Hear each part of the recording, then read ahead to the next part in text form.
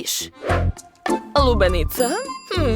Hajde da joj spremimo to, ili će mala Jess sve srušiti ovdje. Naravno. Ja moram iseći lubenicu nožem. To će biti zabavno. Iseći ću lubenicu ovdje i ovdje.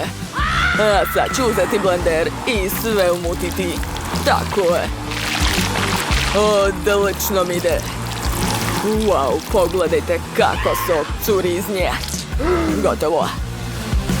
A sada treba popiti sav sok. Obožavam sveže ceđeni sok.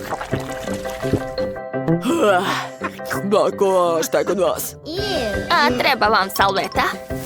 Naravno, moje brkovi zaista moraju biti suvi. Hvala, bako.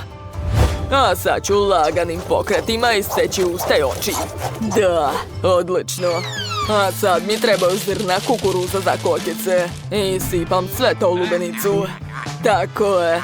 A sad mi treba vatra. Oho, šta je to smislio, šef?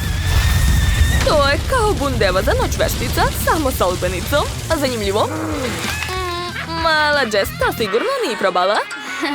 A šta je